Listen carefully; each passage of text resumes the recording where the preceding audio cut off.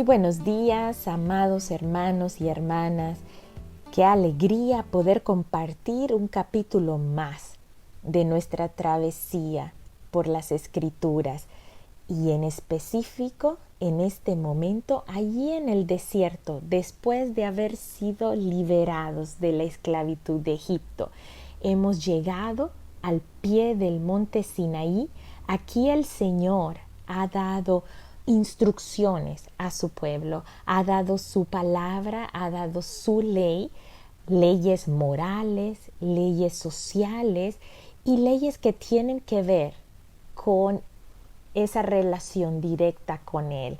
En este momento el Señor les está brindando a Moisés, le está brindando ese modelo del tabernáculo y de las vestiduras del sumo sacerdote, cómo debía de erigirse ese lugar en donde su presencia permanecería en medio de su pueblo. El tabernáculo simbolizaba la presencia de Dios en medio de su pueblo y era una tienda portátil.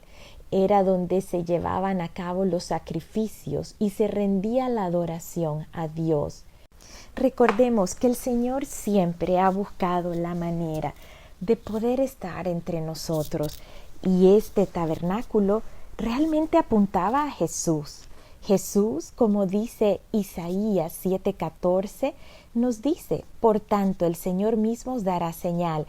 He aquí que la Virgen concebirá y dará a luz un hijo y llamará su nombre Emmanuel, que quiere decir Dios con nosotros. Este tabernáculo sería el centro de la vida de los israelitas. Sería esa tienda de reunión en donde la gloria de Dios llenaría este lugar y Dios se podría comunicar directamente con el sacerdote como representante del pueblo. Así que es aquí, en este lugar, en donde el ser humano se acerca a Dios. Y comienza el capítulo 25 hablándonos de cómo Moisés refirió al pueblo estas cosas. Y le dijo: di a los hijos de Israel que tomen para mi ofrenda de todo varón que la diere de su voluntad, de corazón tomaréis mi ofrenda. Y esta es la ofrenda que tomaréis de ellos: oro, plata, cobre, azul, púrpura, carmesí, lino fino, pelo de cabras, pieles de carnero teñidas de rojo, pieles de tejones, madera de acacia, aceite, especias y piedras de ónice, piedras de engaste para el efod y para el pectoral. Todos estos materiales tenían que ver con los materiales para construcción del tabernáculo, pero también para las vestiduras del sumo sacerdote. Y podemos preguntarnos: ¿pero de dónde obtuvieron todo esto estas personas? ¿De dónde? Ellos están en el desierto, pero recordemos que antes de salir del pueblo de Egipto, ellos recolectaron como paga por esos 400 años de servidumbre, recolectaron muchas cosas y ellos tuvieron el favor de los egipcios y los egipcios les dieron oro, plata y todo lo que ellos deseaban. Así que cada uno por familia estaban aquí dando voluntariamente.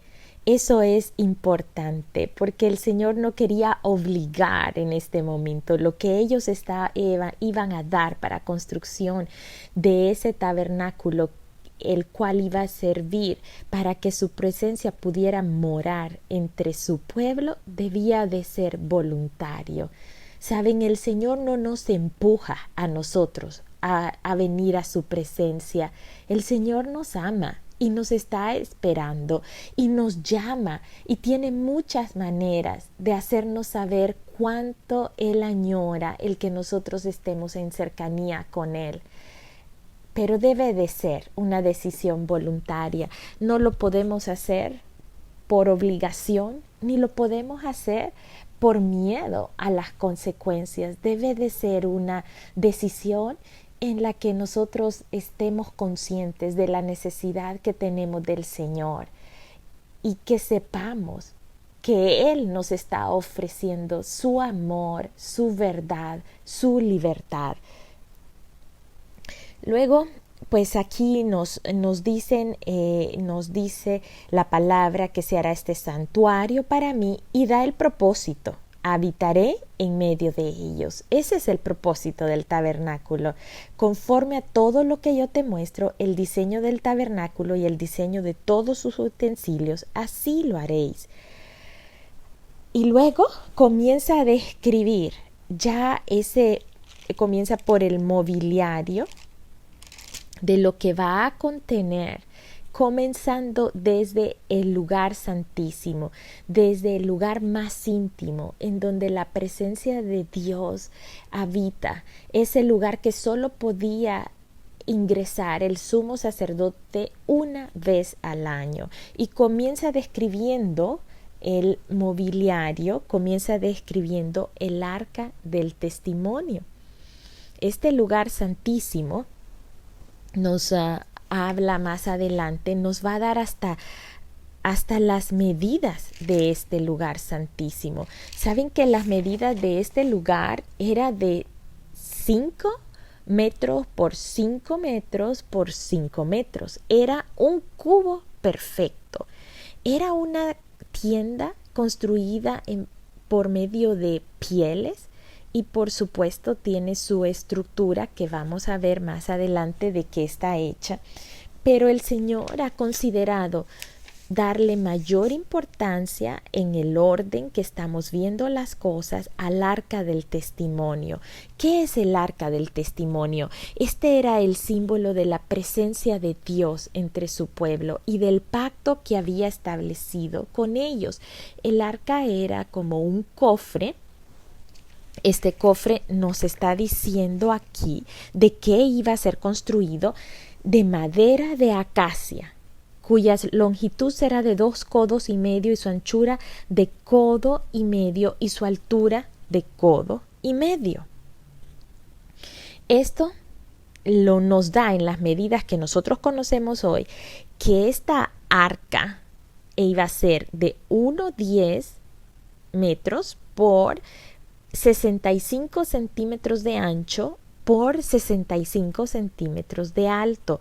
Era un cofre el cual iba a ser hecho de madera de acacia. La madera de acacia es una de las maderas más fuertes y se encuentra en esta zona en donde ellos estaban. Era un material sumamente duro y lo cual lo hacía excelente para el mobiliario, pero representaba también la humanidad y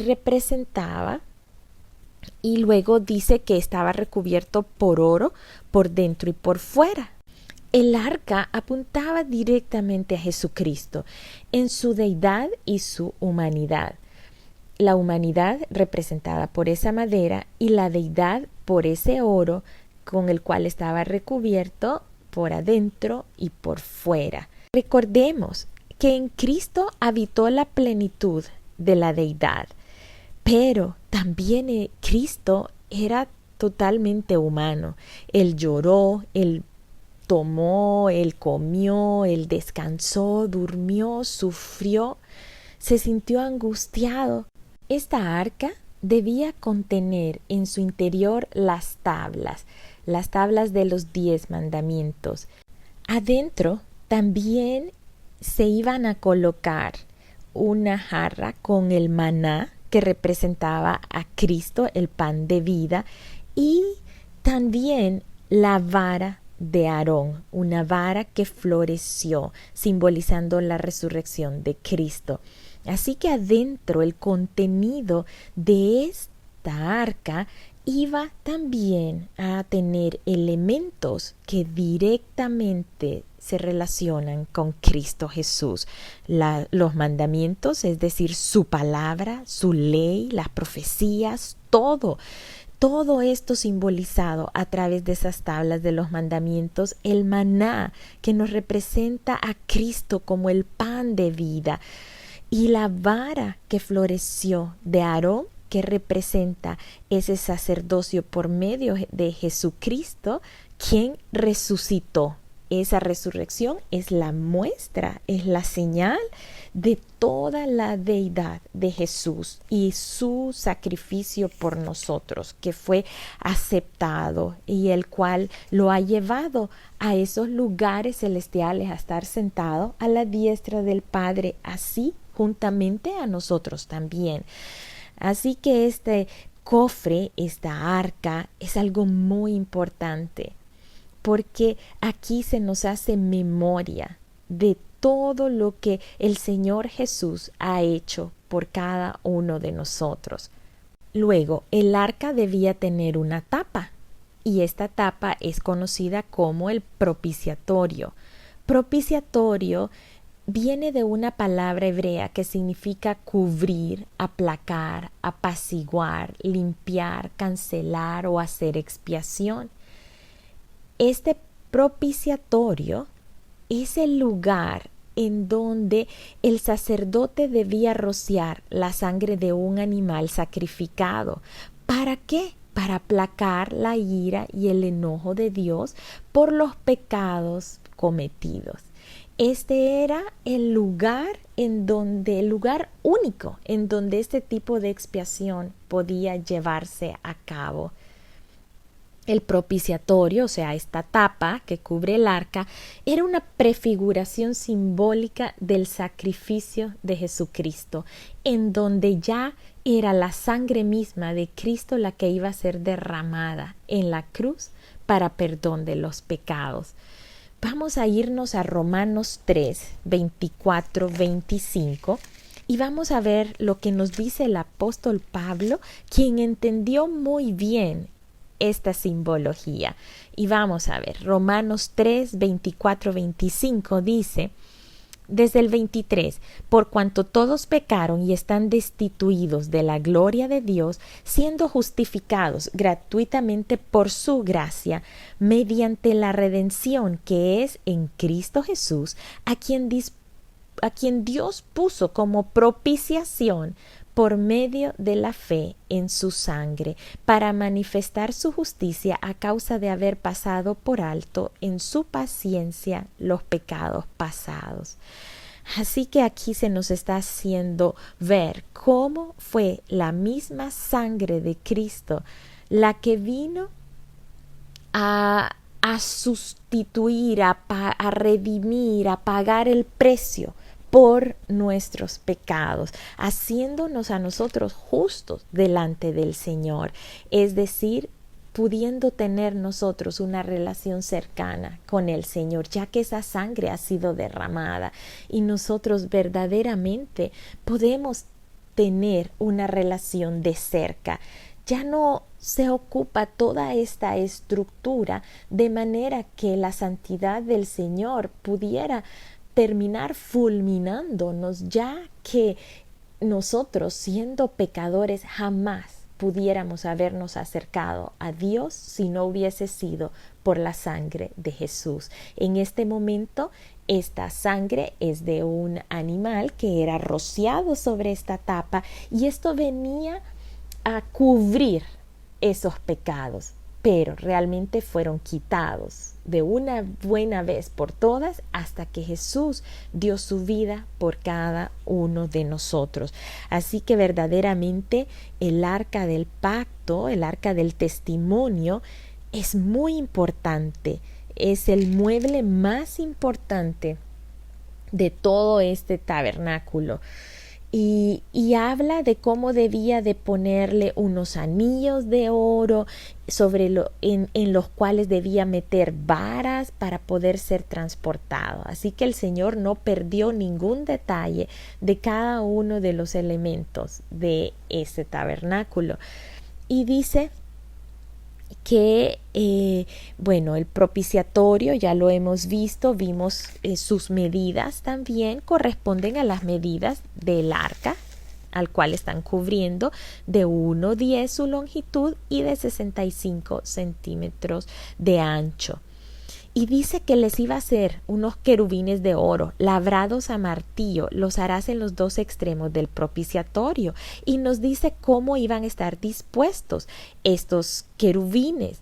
Un querubín al otro extremo, el otro al otro, y ellos estarían con sus alas cubriendo el propiciatorio y sus rostros enfrente del uno, enfrente del otro, mirando al propiciatorio. Y en Éxodo 25:22 dice: y allí me declararé a ti, y hablaré contigo de sobre el propiciatorio, de entre los dos querubines que están sobre el arca del testimonio, todo lo que yo te mandare para los hijos de Israel. Saben, el Señor siempre nos está hablando. Él siempre quiere hablarnos y que nosotros escuchemos, porque al escuchar nosotros vamos a conocerle a Él, vamos a conocer su voluntad y vamos a poder obedecerle, vamos a poder actuar de acuerdo a su voluntad. Luego el Señor nos da aquí indicaciones de otro mueble, que es una mesa de madera de acacia.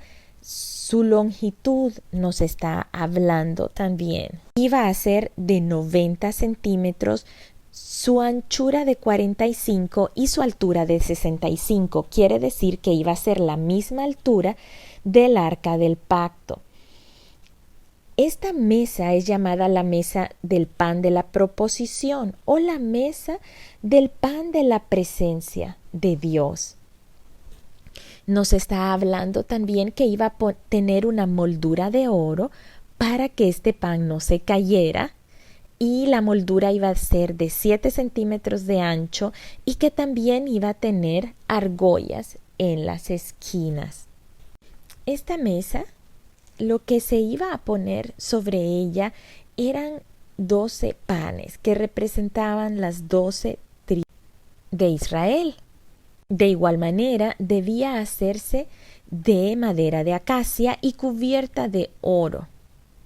Y también habrían allí los utensilios, platos, cucharas, cubiertas, tazones, también de oro. Esta mesa de los panes servía como recordatorio de la provisión constante de Dios para el pueblo, específicamente durante esos 40 años que iban a vagar por el desierto. Claro, ellos no sabían qué iba a suceder todo este tiempo antes de que ellos llegaran a la tierra prometida, pero el Señor les está, por medio de esta mesa de los panes, diciendo que Él siempre iba a proveerles de alimento, de su presencia y de su protección. Así que esta mesa también nos habla de Jesús. Él es el pan de vida. En Juan 6:35 nos dice: yo soy el pan de vida, dice Jesús. El que a mí viene nunca pasará hambre, y el que en mí cree nunca más volverá a tener sed. Así que Él es nuestra provisión. Él nos provee de todo lo que nosotros necesitamos. Un cristiano debe alimentarse de Cristo. Uno crece de acuerdo a lo que se alimenta, y si nosotros nos nutrimos de Cristo, vamos a crecer de acuerdo a su imagen, nos vamos a crecer de acuerdo a quién Él es. Y luego nos habla acerca del candelero. El candelero, este también es un símbolo de Jesús. Nos da la descripción total de cómo era este candelero. Ojo, tenemos que ver que este candelero sí estaba hecho de oro puro, no había madera en él, no había ningún otro material en él. ¿Por qué? Porque esta es la descripción más perfecta de Cristo, totalmente divino, totalmente Dios. Así que se nos dice que iba a ser labrado a martillo. El candelero iba a tener su pie, su caña, copas, manzanas, flores, serían de oro también. Nos da la descripción cómo iba a ser, que iba a tener una caña central y luego 6 brazos, 3 brazos de un lado, 3 brazos de otro, que iba a contener en su estructura formas de copas de flor de almendro en un brazo, manzana y una flor. Y nos da totalmente su descripción. Cuando nos habla acerca del almendro, el almendro es el único árbol que florece en el invierno. ¿Sabían eso? Es el que florece más temprano, el único árbol que florecía en el invierno en esta zona, por supuesto.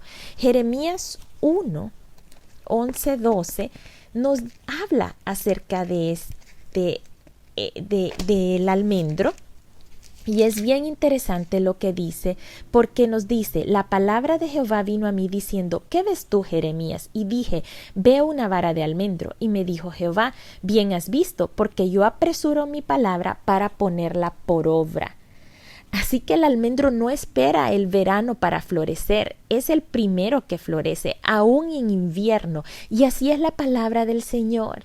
La palabra del Señor puede florecer en medio de cualquier desierto, aún en situaciones inhóspitas. La palabra del Señor en nuestros corazones podemos estar pasando el desierto y el invierno más cruel, pero la palabra del Señor puede venir a florecer en nosotros. Así que la vara de Aarón, luego lo vamos a ver más adelante también, floreció y dio frutos de almendro. Este es un derecho del sacerdocio y nos habla de ese poder de resurrección que hay en Cristo Jesús, y ese mismo poder, esa supereminente grandeza de poder que resucitó a Jesucristo, es el mismo poder que está en nosotros a través de su palabra y de su presencia. Así que este candelabro muestra eso, muestra el almendro, esa palabra que es pronta para florecer en nuestras vidas, que no importa la situación en que estemos, que aún puede florecer en invierno. La manzana, en Proverbios 25:11, nos habla acerca de la manzana y nos dice, nos relaciona la manzana con esa palabra del Señor, esa palabra que es dicha como conviene, dice Proverbios. Proverbios 25:11 nos dice: manzana de oro con figuras de plata es la palabra dicha como conviene. Así que ambas son, la almendra y la manzana son símbolos de la palabra de Dios. Así que el candelabro es también un símbolo de Jesús, quien es la luz del mundo. Juan 8:12 dice Jesús, dirigiéndose a la gente: yo soy la luz del mundo. El que me sigue no andará en tinieblas, sino que tendrá la luz de la vida. Y por supuesto, representa la palabra de Dios que alumbra nuestro camino y que trae luz espiritual a nuestras vidas, porque ese aceite, el cual era responsabilidad del sacerdote mantener siempre la cantidad de aceite necesaria para que la luz estuviese encendida, ese aceite representa al Espíritu Santo. Así que vemos como el candelabro es un símbolo tan perfecto de Jesús. Es de oro puro y es lo único que está alumbrando este tabernáculo, y debe de permanecer encendido, y la luz directamente está alumbrando sobre la mesa de los panes de la presencia del Señor. Y es que la vida nuestra debe de ser eso. Nosotros debemos reflejar la luz de Cristo y alumbrar a esa presencia del Señor, para que las demás personas puedan también anhelar nutrirse de lo que nosotros nos estamos nutriendo, que los demás puedan conocer a Jesús y puedan anhelar venir a su presencia. Así que hasta aquí Éxodo 25 nos está hablando de este mobiliario, nos da una introducción de los materiales que se utilizaron para el tabernáculo, también de dónde surgieron esos materiales que fueron dados por voluntad propia del mismo pueblo, y nos habla acerca de la importancia de ese arca de testimonio, de ese mueble que estaría allí en el lugar santísimo, y luego la mesa del pan de la proposición y el candelero, que eran dos de los tres elementos que encontramos en el lugar santo. El lugar santo era esa parte del tabernáculo que estaba frente al lugar santísimo, la cual medía 9 metros de largo por 5 de ancho. Así que vamos teniendo una idea que este tabernáculo, el que estaba cubierto, la tienda en sí era de 14 metros por 5 metros de ancho por 5 de alto, solo para que tengamos una idea de qué es lo que vamos a estar viendo en estos días, y más adelante vamos a estar viendo la descripción de cada uno de los elementos y finalmente pues de toda la estructura de este tabernáculo. Que Dios les bendiga, mis amados hermanos. Qué hermoso es poder saber que este lugar que Dios erigió para poder habitar en medio de su pueblo, saben, era una representación también del cielo mismo. Hebreos 8:5 nos vamos a ir, o sea, esto no fue un diseño que el Señor al azar lo conformó, no, vino a hacerlo de acuerdo al diseño que Él ya tiene allá en el cielo. Y eso me parece algo maravilloso, porque nos permite conocer ese lugar divino, ese lugar santo. Y Él trae, cuando Él viene a la tierra, Él trae su presencia, trae su cielo para nosotros. Por eso es que nos dice en el Padre Nuestro: y que se haga tu voluntad en el cielo como en la tierra. Hebreos 8:5 dice: los cuales sirven a lo que es figura y sombra de las cosas celestiales, como se le advirtió a Moisés cuando iba a erigir el tabernáculo, diciéndole: mira, haz todas las cosas conforme al modelo que se te ha mostrado en el monte. Es figura y sombra de las cosas celestiales, de las cosas en el cielo. Este tabernáculo fue diseñado según el estilo del tabernáculo del cielo. Agradecemos al Señor por su palabra, por los detalles que nos da de conocer más de Él y de conocer su voluntad. Esta es una representación de las cosas del cielo, así que podemos imaginarlo y podemos ir y buscar en internet imágenes de cómo era este tabernáculo para que nosotros podamos tener una idea más clara, una imagen gráfica de cómo es. Pero aquí, a través de la palabra, nosotros también podemos hacernos esa imagen y sobre todo relacionarla con Jesús, y que ahora no se necesita un tabernáculo hecho de manos humanas, sino que ese tabernáculo en donde la presencia del Señor habita es nuestro propio ser, nuestro corazón. Nosotros somos templo y morada del Espíritu de Dios. Así que busquemos estos elementos dentro de nosotros. ¿Estamos honrando al Señor? ¿Estamos siendo esa casa de Dios? ¿Realmente ese lugar en donde el Señor reposa? Estamos nosotros siendo ese tabernáculo. Donde quiera que vamos, no necesitamos argollas y varas para ser transportados de un lugar a otro. Nosotros transportamos en nosotros la presencia de Dios a donde vamos. Recordemos, nosotros podemos también llegar a ser ese tabernáculo de honra y de gloria a Dios, en donde su presencia se hace evidente. Que Dios les bendiga. Les amo muchísimo.